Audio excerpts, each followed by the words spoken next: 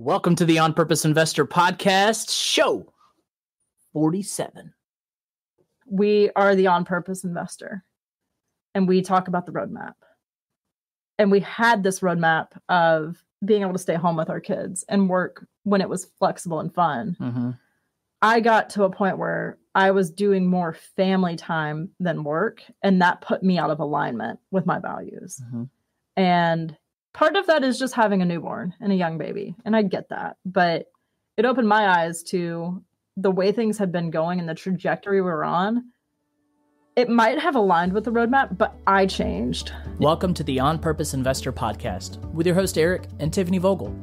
We've spent several hard years building a rental property portfolio so we can have more time with our family and live our ideal life. Now, finding your path can be difficult, so we're here to guide you along the way with lessons, tips, and tricks to design and implement your dream life. Now, sit back, turn up the volume, smash that follow button, and get ready for this episode of the On Purpose Investor. Welcome back, On Purpose Investor Nation. We are here again today with another awesome interview, and today I'm in studio with my guest. And might I say, this is the most attractive guest I've ever had. I'm trying to stay as non-profane as possible. Wow. She's beautiful. She's lovely. She is my co-host, but today she is my guest as a interviewee. Yes. I'm the interviewer. Yes. And we're going to be digging deep into Tiffany Vogel. So welcome to the podcast, Tiffany. Thanks. I've been blushing a little bit. It's good to be back.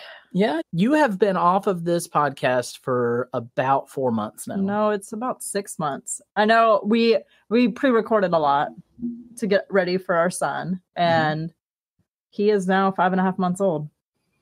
So. Okay. It's been so it's over 6 months. About 6 months since we sat in a studio, which we're in our new studio. Yes. Our old one was in a barn, and now we're in a basement. It's a lot more spacious. That's the title of our next book, From Barn to Basement. Moving down in the world.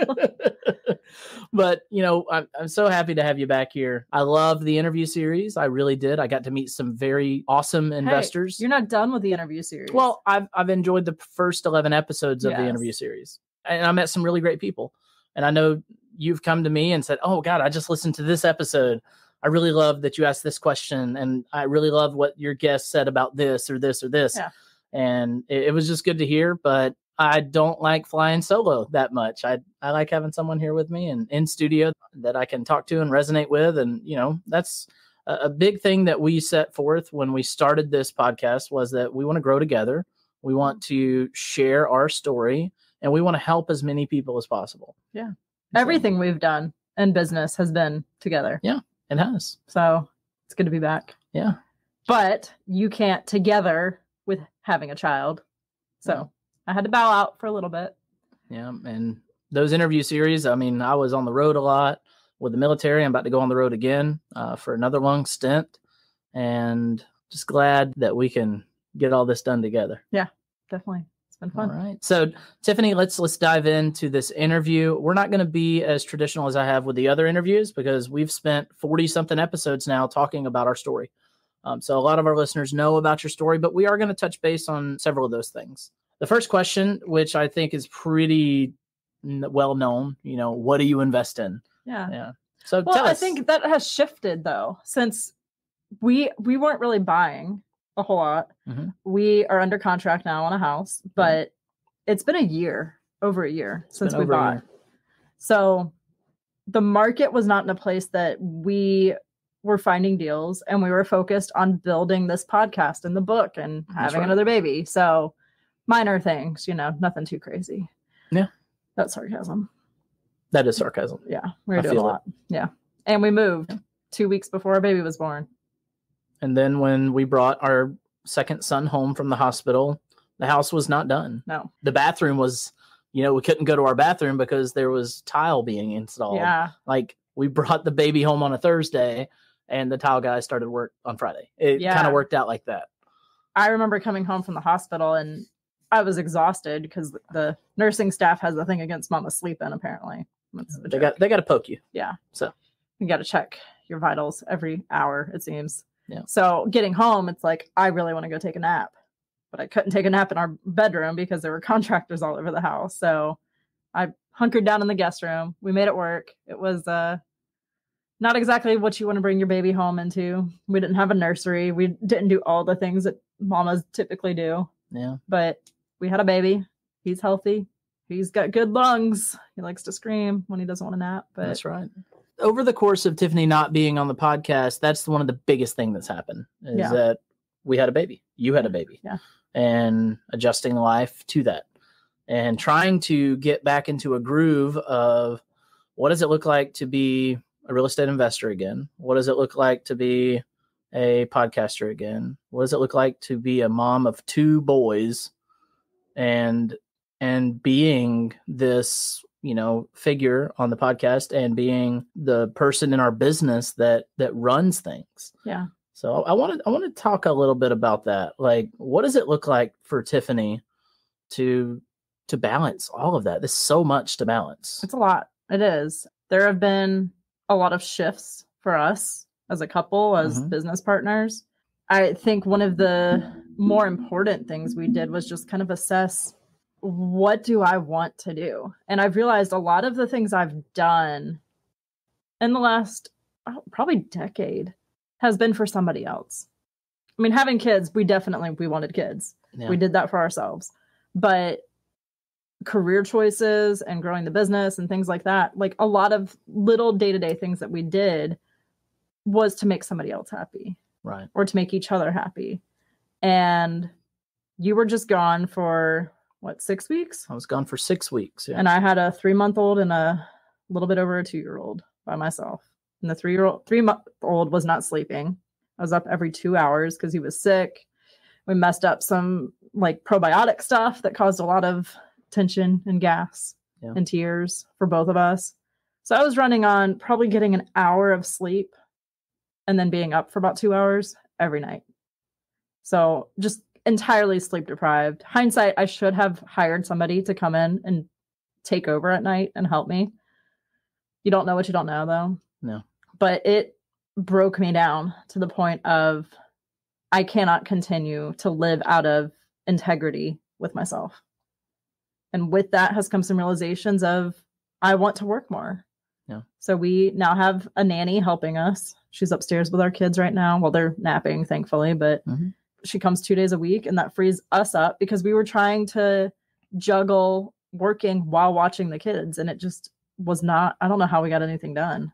It's a wild thought that we got anything done. Yeah. I guess we just waited till nap time. And my mom was here. She helped us a ton. She did. But once Liam came into the picture, I was still taking care of him and trying to do phone calls while nursing. I would listen to a podcast while holding him for a nap because that was the only way I could get him to sleep. It was a mess. And she was watching Otto. But while you were gone, not sleeping and having 2 rambunctious boys just opened my eyes. I love our kids. I want to be around them. What we're doing today is great because we get to go upstairs and interact with them. And then we come down here and record a podcast episode. And I know when we're done with this in about an hour, I can go back upstairs, see my boys, and, continue working, but also have that balance. Yeah, we don't have to sacrifice time away from family to do the things that bring us, what brings us, value, what brings us purpose. Yeah. And we can combine them. Yeah. We can do them together. It's funny because we are the on-purpose investor and we talk about the roadmap. And we had this roadmap of being able to stay home with our kids and work when it was flexible and fun. I got to a point where I was doing more family time than work. And that put me out of alignment with my values. And part of that is just having a newborn and a young baby. And I get that. But it opened my eyes to the way things had been going and the trajectory we were on. It might have aligned with the roadmap, but I changed. Yeah. And revisiting the roadmap regularly is important because we had this vision of traveling in an RV all the time. And I think that's still part of our vision, but we realized having a toddler who can climb out of a crib is not practical with the setup that we had in our RV. That would be in the same sleeping space as his younger brother. Right. It's like a recipe for disaster. So we decided to sell our RV. Mm-hmm. We've got this much bigger house now. And long term, we will buy an RV that fits with where we are in life. When we bought our last RV, Otto was 3 months old. Yeah. So it was perfect for that stage. Just like the roadmap we had was perfect at that stage. But things shifted and changed. Yeah. We are different people than we were when we bought that RV. Yeah. I like to say that, every week you're like casting into a new version of yourself. And every week that you're casting into a new version of yourself, you're either progressing or regressing. And the challenge is to find what worked and what didn't work throughout that past week, and find, if it didn't work, do I want it to work better? And if you're not being introspective with yourself of, okay, last week I felt like garbage most of the week. What did I eat? Oh, okay, I ate a lot of fast food. I'm not going to eat fast food this week, and I'm going to give myself a test, just a little benchmark on myself. Do I feel better than I did last week? You have recasted yourself into a better version of yourself because you just gained some information by just taking a brief survey on yourself. Yeah. Now, it doesn't have to be that minute of a detail. It could be a very overarching detail. It could be, I was very frustrated this past week. Why was I so frustrated? Well, I was frustrated because I wanted to achieve these tasks. Well, why didn't I achieve those tasks? Well, I was too busy doing this task. Okay, how do you eliminate that task? Right. Or how do you get help doing that task? And maybe you need to hire it out. Or maybe it's a task that didn't really need to be done. Right. Maybe it's something that could have waited and you could have gotten to the thing that you really wanted to do. Instead of getting to the end of the week and being frustrated that you never got to get that done, and now everyone around you suffers. Mm-hmm. Because when you're not the best version of yourself, the people around you are absorbing that. Yeah. I was getting very frustrated with Otto, our 2-year-old. And it was because of sleep deprivation. You can only do so much when you're running on 3-4 hours of sleep every night for months and months and months. Mm-hmm. So when you came home, we were fully prepared. We were going to start sleep training so that I could start sleeping again. Mm-hmm. And that caused a big shift. And I've been investing in myself and doing some of those introspective comparisons and analysis to see, why was it so miserable while you were gone? Yeah. And it was because I was exhausted. Like, you just physically cannot function. But I was also not mentally challenged. Yeah. When Otto was that age, I remember taking online seminars while he was napping. Yeah. So I was still getting that mental stimulation, I guess. Right. This time around, I had no energy to put into myself. So I was just pouring out constantly for the kids. And your gas tank just runs out. Yeah. And you're running on a depleted resource. Right. And so nobody really benefits from that. Right. Our relationship, had to be put on the back burner. Completely. Because we had to focus on making sure the kids were where they needed to be. Right. And when you have to choose between, your relationship or your kids or your job or your extended family, you're going to have priorities, and they're going to be in a hierarchy. Right. And most oftentimes we're going to worry about the thing that we find most precious at the moment. And at that point in time, it was the baby. Yeah. Right. So Otto had to sacrifice. Our oldest son, he had to sacrifice. So he had to learn how to, deal with certain things. How to be a big brother, which for him, he was 2 years old. What kind of rationale do they really have? Right. But he had to figure it out. Mom is busy, breastfeeding the baby, or mom is busy changing the baby, or mom is busy trying to get the baby down. What is Otto doing? Well, Otto, you have this big playroom and you got all these toys and books, and Otto actually developed this like autonomy, like this little bit of, self, whatever you call it. Independence, a lot of it. An independent streak of, oh, well, mom's busy. I like these books. Yeah.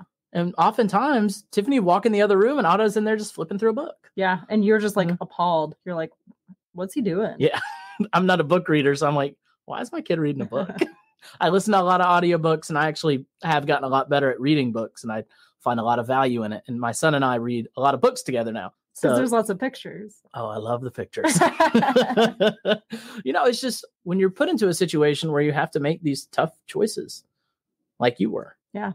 It lets you start seeing, how am I going to approach the next week? We all grow.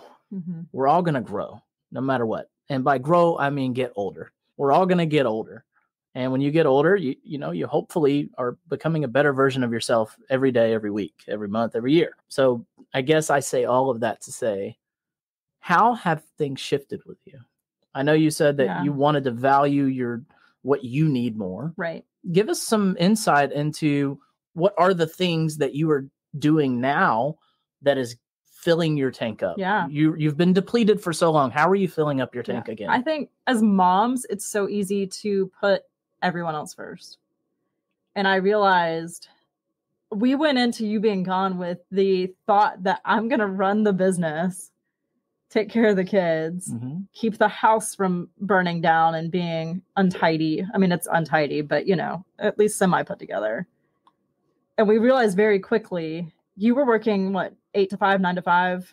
Something on that. I literally had no time to do anything because while one kid's napping the other kid's up, and it's all over the place. So we had some realizations of I can't manage the business and take care of the kids and run on, no sleep. Yeah. So you took over and we created some more systems in the business that helped. Yeah.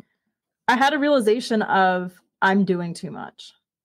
And we sat down and I sent you a video to watch a movie from Amazon called Fair Play. The premise of it is it's a deck of cards that you can get on Amazon, and it has a list of 100 tasks that go in the household.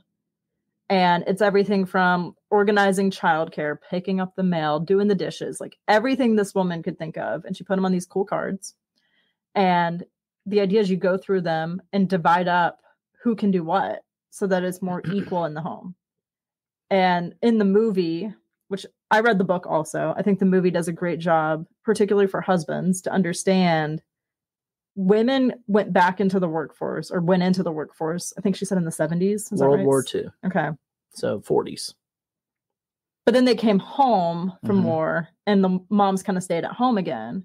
But then in the 60s and 70s, women realized, I can make my own money. Let me go build a career. But the household duties still stayed with the women. Yeah. So they were all of a sudden working a full-time job at work and expected to show up and be an equal to men. But then we also have this responsibility of bearing children and caring for them and running the entire home. Yeah. And you did a ton of stuff before we went through this. Like you have always been a great husband and a great partner, but there were so many little tasks that just added up. And the way we've talked about it is like a tab open in my browser of my brain. And it got to where I had too many tabs open and I couldn't do it. Yeah. We also have cookies of where's this thing? And that's like, give me a second. It's right here. And I know exactly where it is. God forbid you ever clear your search history. I know. I need to clear those cookies. But there's so much that I was mentally carrying. Yeah. In the book and in the movie, she calls it invisible workload. And now going into this, I was not excited because the last thing a man wants to hear from their spouse is, hey, I need you to do this. And then reminded 10 times. And then reminded 10 times. And as a man, you want to believe that you are the best father figure or husband that you can be. And for the most part, men say, I will take care of the manly things. I'll take care of the lawn. I will take care of the trash. I will, do the things that are men things to do. Yeah. What this movie does and what the book does, it really opens your eyes to, it's not just the task of cooking dinner. It's the task of figuring out where is it in the grocery store if you're going shopping. What are we going to eat? What are the ingredients? What are we going to eat? What are the kids going to eat? Okay, that has to go onto a grocery list. Okay, now the groceries have to be gotten. Or, the kids are in daycare or they're in school and there's a shirt day and say it's red shirt day. And, that letter comes home from school. Well, in these note cards, there's a task for all of that. You know, who's dealing with the school tasks? Okay. Who's dealing with the things that go along with the school task? Yeah. Because in the movie, it's, you know, the guy had been aware that he was supposed to get a red shirt, but wasn't keeping in his browser when that shirt day was, and completely missed it. Like he was like, yep, I got the shirt. I'm going to get it. I'm going to get the shirt. He never got the shirt. Kid went to school with a green shirt and it was supposed to be a red shirt. And it's menial tasks. Like they seem so frivolous, but when you have 1,000 of them, you know, the kids are at a certain age where they now get more than 5 milliliters of Tylenol.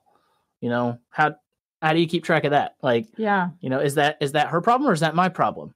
Well, to deal with, you know, with young babies, when we were pregnant, it's like, what car seat is the safest? What pack and play is fine? What's the best way to have a baby sleep and not die? Like, and then you should have been worried about more of what can I eat that is going to nourish this baby growing inside of me? Right. But what can I eat that's not going to give me heartburn? Right. What can I do to prepare mentally for labor? What can I do to prepare mentally for postpartum? And the dad should absolutely be the one to research all those car seats, to research the best pack and play or crib, because those are tasks that either one of us can decide. Right. I can't decide what you want to eat and what's going to be best for you to not have heartburn pregnant. Right. I can't make those choices for you. That should be in your lane. But my lane, I could easily go on Amazon or go on Google and type in, you know, highest rated car seats for rear facing. Right. I could have absolutely done that. Yeah. We hadn't done this at that point. Yeah. And so in my mind, I'm like, well, she's having the baby. That's her deal. Yeah. And not that I was trying to be mean about it, but Tiffany oftentimes just says, hey, you know what? I got this. I'll take it. Right. But when she says, hey, I'll take it, that is a huge load. It's a huge load of responsibility to carry. Yeah. When it can be split up. Right. Because what everyone acknowledges between spouses and chores and duties are the tasks that we can see. Right. You know, the biggest thing that I took away from that whole course is you don't need to be reminded to do something, because it stays on my task list. It stays on her task list. If she has to keep reminding me, hey, did you get that red shirt? Hey, did you get that red shirt? What it needs to be is she handed me the folder from school. I opened it up. I read what was going on. I see there's a red shirt. I put it on my task list. I go on Amazon and order the shirt, or I make sure I go to the store and get the shirt. I make sure the kid is wearing that shirt on that day. And he goes to school, and let's say you're dropping him off and you're like, oh, that's a cool red shirt. What are y'all doing with that red shirt? And then I am now the holder of this whole task. And I get to say, yo, yeah, there's a note came home last week. Today's red shirt day. Yeah. You know, we took care of it. It's got it. And you didn't have to think about it. On the wives' side, though, like, let's say trash is one of yours. Mm-hmm. Today, the trash got pretty full. Mm-hmm. This weekend, it got pretty full. Yeah. You weren't here. I very well could have emptied the trash. I didn't. I should have, but it's not your task. It's not my task, but you were also gone for the weekend for military duty, which is completely understandable that you can't do a task if you're not in the house. But I didn't have to say anything. No, you'll never have to. Right. Because I know that is my lane. Yeah. And if for some reason that trash gets overflowing and, you know, you can't put anything else in it, and I haven't noticed it because I sometimes travel through life blindly, and it's not that on purpose. It's just I sometimes live in a zone of focus that's outside of reality. And I just, you know, I'll go to put something in the trash and be like, wow, that's full. Well, yeah. I have to stay hard at focusing on that is my task. But the thing is, I didn't have to say anything, but I also didn't say anything. Yeah. You saw it. Mm-hmm. Like, you know, when the sink is full of dishes, that it's on you. Yeah. Mm-hmm. I like the sink to be empty every day. That's how I like to run the dishes. I've had to let go of that. Yeah. And you notice the dishes get done. They do. So with this whole program, she talks about setting what is the minimum standard. Mm-hmm. And also talks about what is the consequence if the minimum standard's not hit. The kid's t-shirt thing was a big deal because that kid's feelings got hurt. And that's important. The dishes staying in the sink an extra day has really no impact on the family. No. But if it did have a more of like a mental load impact on me, then I have to advocate and communicate, hey, I really need you to do this because it has an impact on me. Yeah. all of that to say, I think we both came to a realization of it got to where it was easier for me to just order the shirt or do the thing than trying to remember to remind you 10 times to do it. And the role of me is to take the whole tab and close it for you. Right. That you don't have to think about it. Yeah. So now, if there is something for school, she doesn't even know about it. Right. I know about it. Yeah. And if she wants to know about it, or if I think it's a cool thing that she needs to know about, like, hey, they're going to be taking pictures on this day. I bought 2 shirts. Which one do you want? Like, I'd like your input on this. Yeah. I'm dressing him up like this.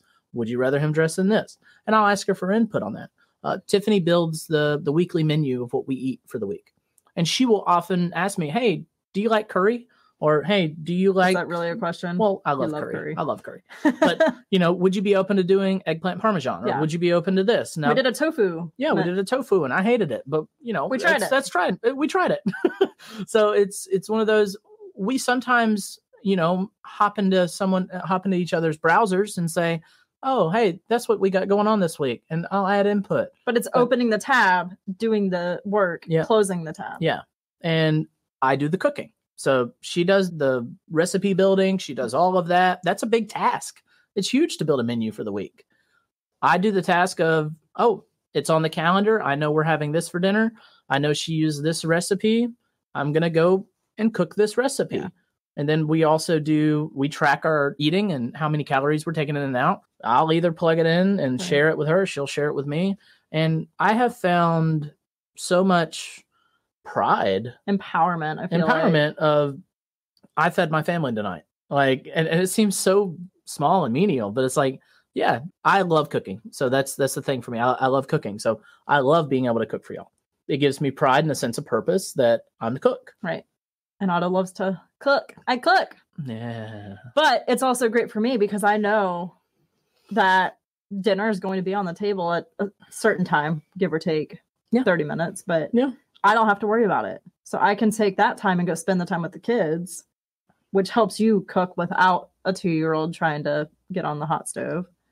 And I get quality time with the boys. That before I was running around crazy, constantly doing the dishes, doing laundry, doing something, and didn't get that quality time with the kids. Right. I was frustrated because I felt like you were the fun parent, and I was always stressed out about taking care of things. And I couldn't be the fun parent because I was so tired from being the logistical parent. Yeah. So now I have that flexibility. And with having someone come to the house 2 days a week now, and you're taking the kids to school, and it frees me up to do the things that I want to do with work and helping people and doing stuff like this podcast. Yeah.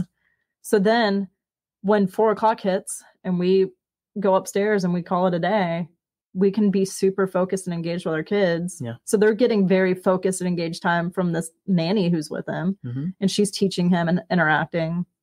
And he's not just getting a distracted mom who's just pissed off all the time that she can't do what she wants to do. Right.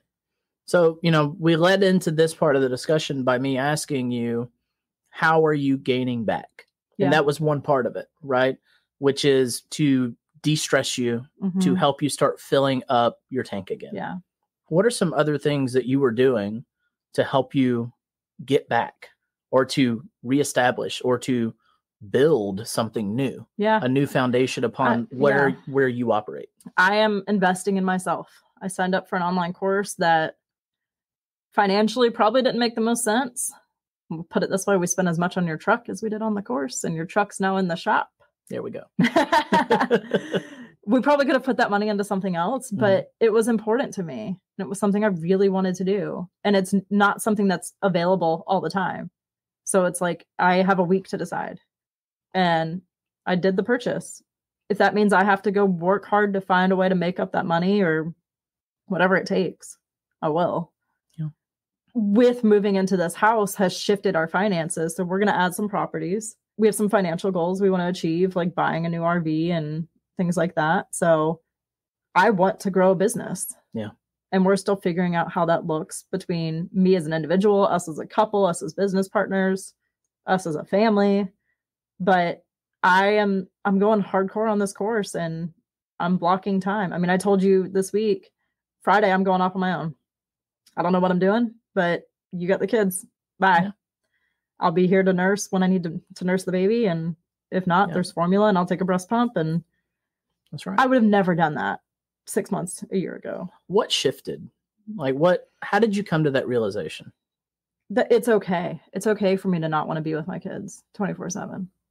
Why did you feel such a responsibility to be that? I think it's pressure that we put on moms. And we worked so hard to build financial freedom to spend time with our kids. That was kind of the punchline of it. Yeah. And then I'm like, dang, I don't want to be around this kid right now. Yeah. Because there's someone screaming. Because it's a lot. And especially while you were gone, like I was solo parenting 2 kids right at 2 and a baby. Mm-hmm. It was too much. Right. It was. And I had this expectation of, well, they're my kids. I should be able to handle it. And that's garbage. Yeah. I just think it's pretty amazing that you've gone through such a shift, that you're transforming. Yeah. I just want you to know that I'm very proud of you, because I know how goal-oriented and how lacking you were in the challenged field. But I also should have acknowledged having children is still a big accomplishment. Yeah. It is. It's a huge accomplishment. And it's okay to not have goals for a season, because I am the goal person. I mean, my goal for a while there was like to not kill the toddler at times. Yeah. I mean, as just brutally honest as it is, like there were days that were just such a struggle. It was literally like, we just have to make it to nap time. We just have to make it to bedtime. Yeah. Oh, it's 15 minutes before bedtime. Oh, it's time for bed. Let's go. Yeah. It was survival. That's right. But coming out of that, I guess it was the pressure to make a diamond, and that I am uncovering more and being more introspective of what I truly want. And you were talking about eventually you're going to homeschool the boys and doing field trips. And I was like, well, I want to go on the field trips. I told her she can't unless she does a background check and she becomes one of the chaperones, and she'll have to fill out a piece of paper to come on our, and that I was going to buy a little mini bus and paint it yellow. Took a whole tangent. And then have a school bus. And then Otto said, school bus. And then Otto got distracted, like, school bus. But that is the beauty of what I want to build. I want to build a business where my skills are put to use and I can be who I truly am and operate at the level I want to operate, because I feel like I have repressed myself, because women are not the breadwinner in a lot of cases. Women are not the go-getter, and especially in real estate. I mean, how many conversations is, how do I get my wife on board? Not how do I drag my husband along? Now, we meet a few that are like that. Yeah. But more often than not, it is, how do I get my wife to buy in and support me? Yeah. Or how do I get my wife to join me on this adventure? Right. And we've never had that issue, but we have talked a lot about it. Like, how do we help those people that are struggling to get their spouse to participate with them? Right. I mean, we've got a couple of podcast episodes talking about that. How do you get your spouse on board? And I don't know which episode it was, but it's back there. Yeah. I mean, I think we were on the same page because we had the vision and the why that was set. But also, at the end of the day, what do you want to do? You want to drink some whiskey and watch Family Guy. Yeah, we had that conversation last night. Yeah. At the end of the day, I want to like debrief on the whole day, maybe go read like some more articles on something that I can grow. Like once the kids are in bed, it's like go time for me to pour into myself mentally. Yeah. Because I didn't have that space to do it during the day. Right. So now we're trying to create that space during the day so that I can just sit back with a glass of wine and watch Family Guy and be content and not just ready to keep going. So I want to lean into the future a little bit. Oh boy. And just ask you, what does Tiffany identify herself as in 5 years? If you had to give yourself a title, like I am Tiffany the blank in 5 years. I mean, I think I want to continue investing in real estate because it's fun. It's gotten to be easy money for us because we have the systems and know what we're doing. And I think it's not easy. It took a lot of years of building the relationships to make it approachable. So if you're out there, you're like, oh, it's so easy.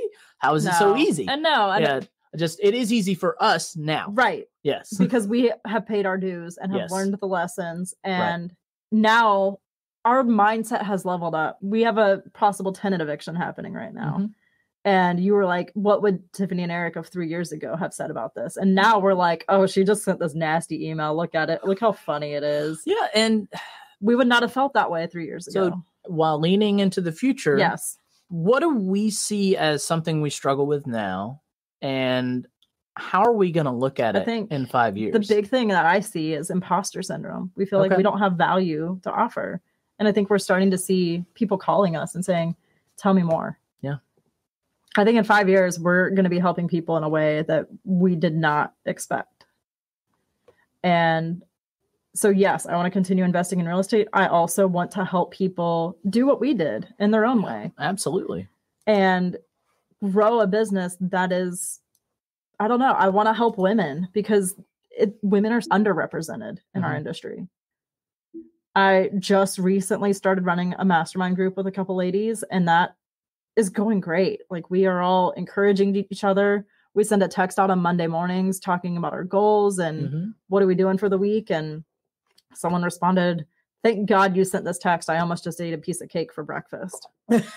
So it's accountability. It is. It's accountability, and it's a challenge. Yeah. And I responded, I was about to go get a donut because daylight savings time kicked my butt.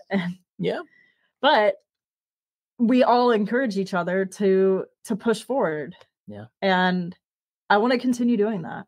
I want to help more women. I don't have the vision of what exactly it is. I think the next 5 to 6 months is going to shape a lot of that. I think we still do the podcast. We'll have another book coming out, hopefully by the end of this year. I don't know. Like, the sky's the limit, I feel like. Right. But you are easily able to identify that in 5 years, future you is leveled up. Yeah, like for sure. Today's problems, we solve them the way we're able to solve them today with the knowledge and the experiences that we have. So we're able to solve eviction problems now so much differently than we did 3 years ago. Right. And in 5 years, we may not even ever think about evictions again. Yeah. Because it may be automated in a way that it's a moot point. So and today we're trying to level up our income, and we're trying to level up our impact that we have with other people trying to get into the space or trying to build a better life for themselves. Yeah. And I just look forward to seeing Tiffany grow. Yeah. And into this, this badass that she really is. Yeah. Well, something that I came across this past weekend that we talked about last night was we have to live the life that will entice other people to want to live our life, or a life, their own version of that. Yeah. So you follow Mark Ferguson of Invest for More, and he has some really cool cars. Oh, absolutely. I don't really know. I just know that people say they're cool cars because I don't know. They're pretty colors. That's all. They're like collector Lamborghinis. Yeah. So, but he uses that as leverage to say, hey, if you want cool cars like this, follow these steps. Yeah. So he's not selling any big major class or anything like that. He's truly out there just trying to help people. Yeah, and that's what we're doing. A purposeful life. We had no intention of moving. I was 8 months pregnant when I showed you that house. Like, who the heck thinks, hey, let's go move and renovate a house? It was stupid. But it fit everything we wanted for our family and our dream life. And you convinced me, hey, this is going to be a good idea. I'll make sure the renovation is done in 30 days. Yeah, it didn't happen. And 93.5% of it got done. Yeah, but not our bathroom. But the last 6.5% took just as long as the first 3.5%. I don't regret it because we have a beautiful home now. Yeah, we do. But we were living what we set out and what we taught. Yeah. In Dream Life University, we talk about having a roadmap. And our roadmap was a home very similar to this, built on our land that we owned. But when we saw this, we knew we could add value in renovating it ourselves. Mm-hmm. And we got into a house that would have cost us twice what we paid for this if we had built it. So the roadmap shifted in a major way, but we reached one of our dreams in 10 years shorter time frame? I believe so. Yeah. So we have a pool. That was never on the roadmap. And now when this thing came listed, I was like, it has a pool. And part of me was pretty excited, but most of me was dreading it because I'm like, that is so much work. Like, I love the idea of being at the pool, but I don't want to balance it. I don't want to do all the chemicals. I don't want to skim it. I don't want to vacuum it. There's so many little tasks that go along with it. But then I got to thinking, I'm like, well, in 5 years, we're going to make so much money that I won't even have to think about it. I will have so many people doing so many things around here that everything's going to be in perfect working order all the time. And I just get to enjoy the benefits of it. You are going to invest in yourself over the next 5 years. Yes. To build the life that will support that goal. Absolutely. And I have to put a dollar amount on it. Right. I have to know I've got to make X amount more dollars a month. You got to go buy to live this house or that house, but you're willing to put in that work to reach that. Right. And I think the lessons in the life that we've experienced over the last 6 months is helping us to help others. Right. Absolutely. Because we're going through some hardships and a lot of growth that I think is very similar to the hardships and growth we went through when we first started looking at getting into real estate. Yeah. So I'm hoping people can grow with us as we go through these big changes. Without a doubt. So since we last had you on this podcast, I was very pregnant to where you are today. Yeah. Y'all, this is a leveled up version of Tiffany Vogel. Y'all thought she was amazing before. You just buckle your seatbelt, especially if you're driving. But she's gonna deliver. And I'm so excited about the next season coming out in a few weeks, where we're going to be diving into some basics on real estate investing. We're doing some deep dives into all the systems. Yeah. All the things that people ask us when they're trying to get started. How do I do this? We want to be able to say, hey, go listen to this podcast episode and then ask me your questions. Yeah. Because then we can help more people that way. Yeah. Because at the end of the day, that's what it's about. Yeah. The idea of this podcast, and I've said it many times before, it's that we want people to live with a clear sense of hyper-intentionality. We want people to live every single day with so much intention that when they lay their head down at night, that they knew that day was a stepping stone towards the next day. Yeah. Our goal and our mission is to get people to see their future and their dream life with such clarity and intention that it's not just this figment of possibility. It is a concrete, we are making it to this destination, and here's how I'm doing it. Yeah. Well, and I want to add, our roadmap that we made when we got started was to get us to this point that we're at right now. I would argue that and say it was to get us to where we were 6 months ago. 6 months ago. Yeah, I think that's fair. And we have realized we have to update it regularly. And we're leveling up faster than I think we thought we would. Yeah. And I can't remember the quote. What is it? Like, you can accomplish more in a year than you think you can, or you can accomplish more in 10 years than you think you can. Well, people overestimate what they can do in one year and overestimate and underestimate what they can do in 10 years. I think it was Bill Gates, or I don't know, maybe Microsoft guy. Warren Buffett, maybe. One of those folks. I've told y'all many times I'm horrible at recalling quotes. But the point is, we accomplished more. I mean, we're what, 5 years? Or we celebrate our fourth wedding anniversary coming up. So we're about 4 years in, 5 years into the investing game. Yeah. I don't think we thought we would be where we're forecasting that soon. Yeah. So we probably need to sit down and redo the roadmap from scratch. Yeah, we really do. And I would say when you start living your life with intention and clarity, you start seeing results that are similar to compound interest. Yes. If you work and you live your life and you're just, you have the idea of, I'm going to work until I'm 62 and hopefully have enough to retire. I feel like that's the growth of a normal trajectory strategy.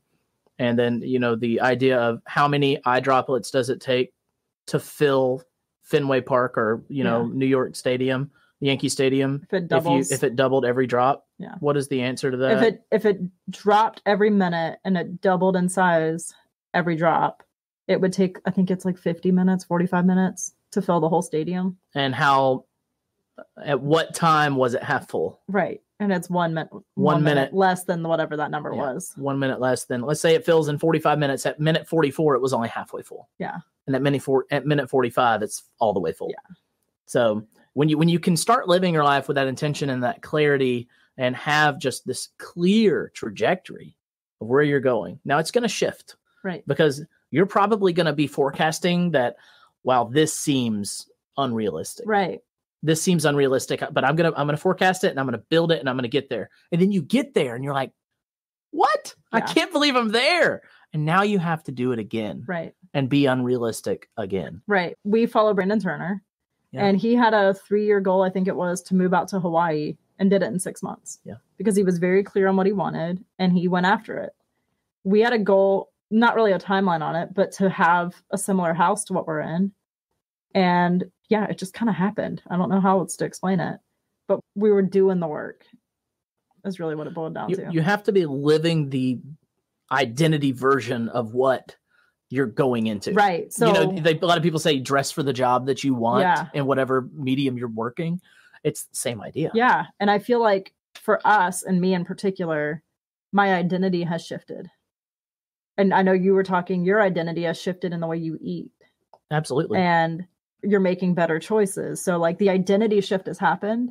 So now it's just doing the work and it'll flow. That's right. I think 6 months from now, we're going to be looking at a very different life. I mean, we'll have a 1-year-old, so that's a very different life and a lot easier. We'll have a 3-year-old and a 1-year-old. Hopefully the terrible 2s are like it. Yeah. And 3 is going to be a little bit easier. Let's hope so. Here's to hoping, right? Yeah. But I think we have changed our identity. Mm-hmm. And if you are just getting into real estate or trying to take the next step in your real estate portfolio, what do you need to do to be the identity of the person who has what you want? We have mentors that we follow. I don't know them personally, but I listen to their podcast and take their courses and things like that. And I want their life.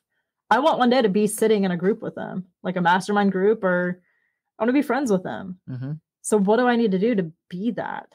I don't know that I have to level up. Yeah. I don't have that identity yet, but I know that I'm one step closer to achieving that identity. Right. So if you want the identity and the life of someone who travels all the time, what is that person doing? What did they do to get to that point that you can do to become that person? One thing I recommend to our listeners about when you identify someone that you love the way they live their life, you love the way they spend their days, never, ever, ever say it must be nice. Because it is. It is nice. And it's nice for them because of everything they did to earn it. Right. Don't say it must be nice. Say, I'm going to have to figure out how to do it for myself. Yeah. And I also will say, don't just look at their business. Like, look at their entire life. Their habits. Well, their family. Mm-hmm. I mean, Steve Jobs built Apple. Yeah. But his family life was lacking. Yeah. So for me, like Warren Buffett's more of an idol in that regard because he has a very content life. He lives in his sweet little house in Omaha and gets his McDonald's every morning. And that's the kind of life I'm more interested in leading. Yeah. So don't just say, oh, I want, a business like Tesla and I want to live like Elon Musk. Look at his whole life. Is that what you want your life to look like? I'm sure he has a lot of money, but does he have fulfillment? Right. On every aspect of his life? Yeah. No one's ever going to be completely full of every aspect of their life. There's always going to be a next level that we aspire to go. That's the human endeavor. That's the human experience. Right. To level up continuously. So. But find people who have the marriage you want and the business and the family life and are well-rounded. Don't just go after the person who has the big business, but, gets divorced from their wife and doesn't ever see their kids or if that's important to you. I mean, it might not be. I don't know. That's true. Some people might not identify as a father or a husband, but they are a father and a husband. Yeah. I'm not advocating for people to go leave their families, but I am advocating for people to get in touch with what really brings them joy. Yeah. And share it. Right. If you are married with kids and you're like, I'm not loving this, you might not be loving your situation. It might be shifting like we did. Yeah, it may not be that you don't like your wife and kids or your husband and kids. It might just be that you don't like the situation that you're in. Yeah. So figure out a way to change it. Yeah. Figure out what's bothering you and change that. Absolutely. Well, Tiffany, we've reached the end of our interview episode. Y'all, it's been a blast having Tiffany back on the show and looking forward to diving into season 5 with you. Yes. Now we're going to get into our Fast 5. Oh. and talk these 5 questions we ask all of our guests in this interview series. So question number 1, are you ready? Yeah. Let's do it. What advice would you give to investors trying to get started today? I think it's the identity. I mean, we talked about action, but I think the action comes from the identity. And if you can figure out your why and then embody the identity of the person who has that why, the rest will flow. Amen to that. Be, do, have, I guess is the... Explain that a little bit. Be, do, have. Be the person who does the thing. So be the identity, do the things, and then have the results. I like that. Yeah. Good stuff. That'll be good. I did not make that up. I don't know where I found it. It's good stuff, though. Yeah. Number 2, do you have any YouTube or podcast shows you recommend our listeners check out? Obviously, this one. I am big on One Rental at a Time right now. Michael Zuber. He talks a lot about the current things going on in the market, in the industry, in the world, the economy. And with the changes that are coming, I think it's important to stay on top of what's happening. So he does like a 15 minutes, 5 days a week video. Probably the best 15 minutes you can invest in yourself. All right, y'all. Go check out Michael Zuber. Yeah. Right? And if you do, tell him the On Purpose Investor sent you and it'd be great. Yeah. Right on. Number 3, if you had to pick one book you feel made the biggest impact on your life so far, which book would that Probably be? The One Thing. The One Thing. Yeah. Gary Keller. And Jay Papasan. Jay Papasan. Yeah, because I think a lot of things flowed from that. Mm-hmm. But it helps create the infrastructure that you need to get stuff done. Right. I almost said a bad word. We're trying not to say that word anymore because our son is just the repeater. Yeah. So yeah, he says it at school. It's not good. Number 4, what do you feel has been the secret sauce to your success? I think it's working together. I think it's the 2 of us as a team and each of us self-analyzing regularly and being willing to pivot for each other and the partnership. Right. And if you're building a business and your wife or your spouse isn't on board, question, are you doing the things that your spouse needs? Go watch Fair Play. Yeah, absolutely. Go check that out on Amazon Prime. Is that right? Yeah, Amazon Prime. Oh, yeah. Prime Video. Amazon Prime Video. All right, last question before we get out of here today. How can our listeners get in touch with you to follow you and your journey? I would say social media, the On Purpose Investor as a whole, that brand, we post a lot of stuff out there. Mm-hmm. Or email me, Tiffany at onpurposeinvestor.com. All right. Love to hear from you. All right, y'all. If you got questions for Tiffany and how she has leveled up and maybe tips on how you can level up, shoot her an email, Tiffany at onpurposeinvestor.com, or reach out to us on Instagram, On Purpose Investor. We're also on Facebook, same link. It's been a great episode having you in here today, and look forward to diving into season 5. Yeah, good to be back. All right, y'all. Like always, stay hyper-focused, stay intentional, gain that clarity, and we'll see you next season. Thank you for tuning in. If you have any questions or comments, we'd love to hear from you. Head over to onpurposeinvestor.com and sign up for our newsletter to get all the latest updates. If you haven't already, we'd really appreciate an honest review wherever you watch our podcast. All right, now go smash that subscribe and follow button for more tips on building your dream life. See you next week, Pathfinders.